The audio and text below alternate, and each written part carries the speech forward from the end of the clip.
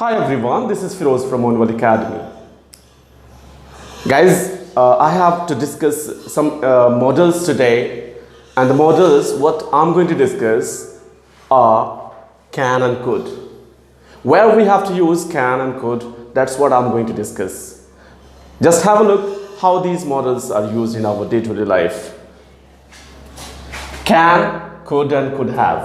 सबसे पहली बात अगर can की बात करते हैं, हिंदी में इसकी बात करते हैं तो कैन का मतलब होता है सकता है।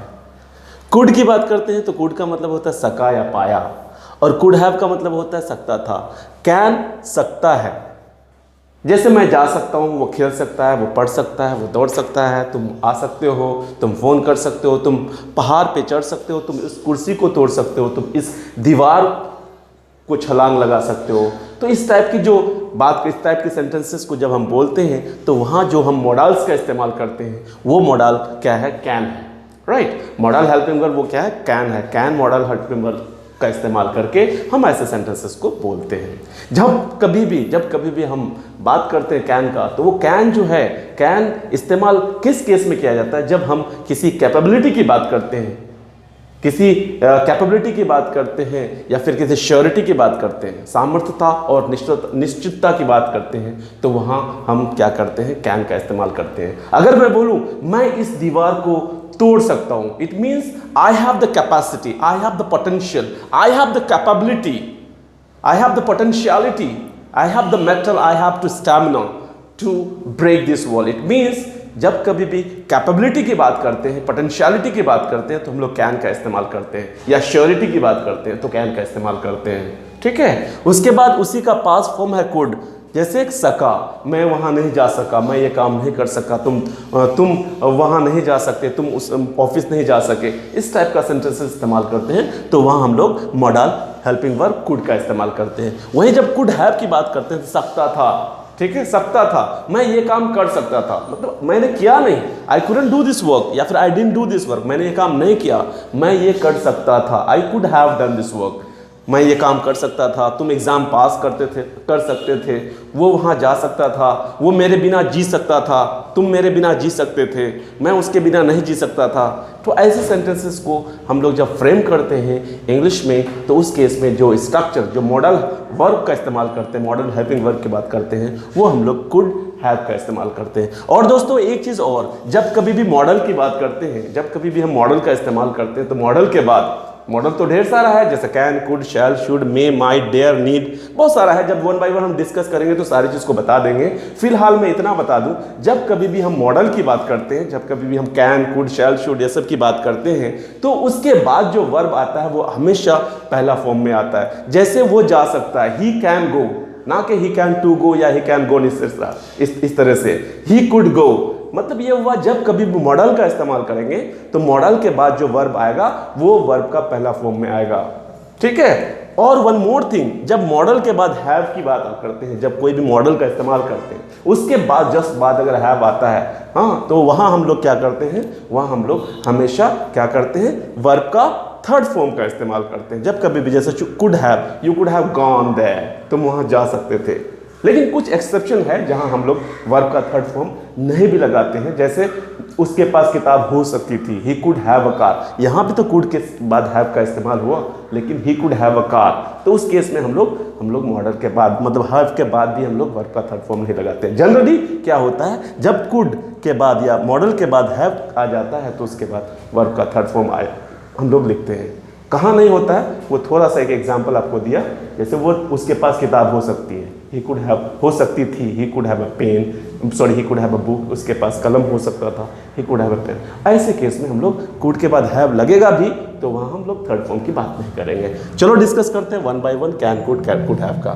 जैसे कैन की बात करते हैं, जैसे इसका अगर हम एक एग्जाम्पल लेते हैं, जैसे वो जा सकता है, मैं यह काम कर सकता हूं, मैं तुम्हारे बिना जी सकता हूं, तुम्हारे बिना नहीं जी सकता हूं, चलो नहीं जी सकता हूं, चाहे एफर्मेटिव की बात करेंगे, निगेटिव, कोई दिक्कत नहीं, हम सारा सेंटेंस उसी पर फ्रेम करेंगे। वो जा सकता है मतलब क्या हुआ, ही कैन। मैंने बताया कि जब कभी मॉडल की बात करेंगे उसके बाद verb one, he can go, no problem.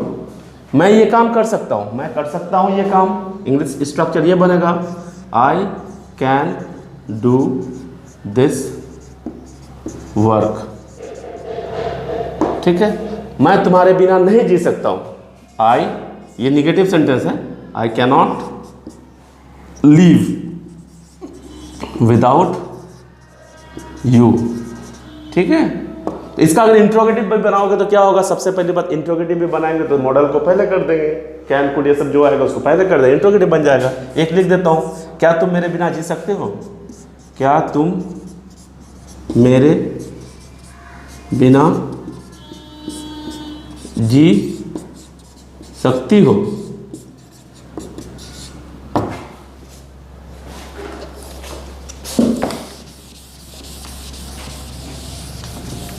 Fresh करके लिखता हूं, क्या तुम मेरे बिना या मेरे बगैर ना जी सकती हो, जी सकती हो।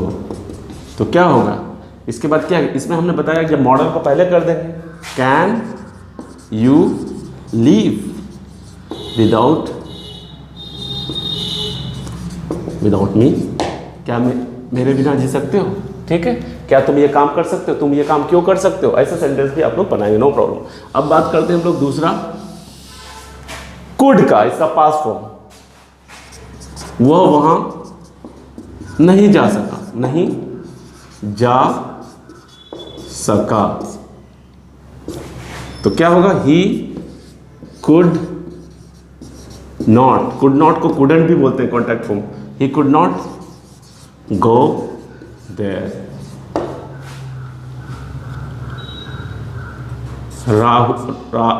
राधा क्रिकेट नहीं खेल सकी,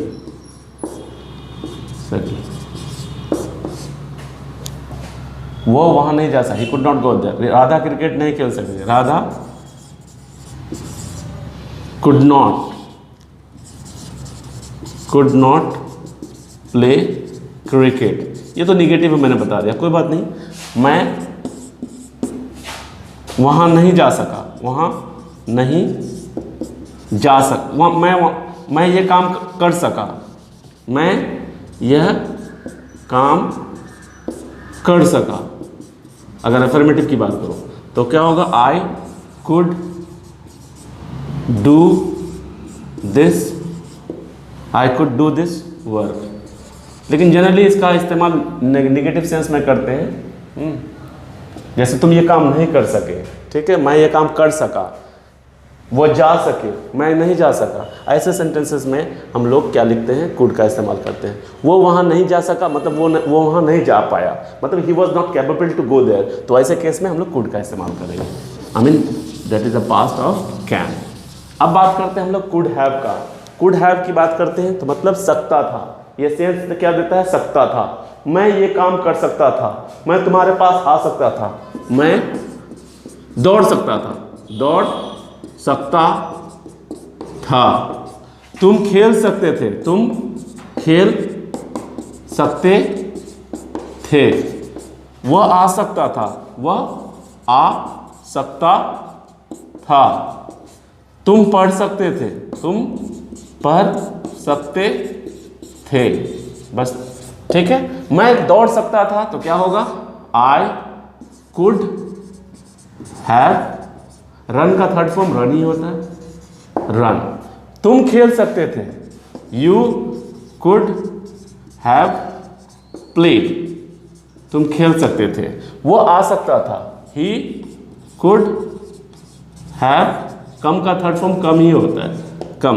तुम पढ़ सकते थे, यू कुड हैव रेड, लेकिन याद रहे रीड का थर्ड फॉर्म जब रीड को थर्ड फॉर्म के रूप में लेते हैं तो उसको रेड पढ़ते हैं, तो यू कुड हैव रेड।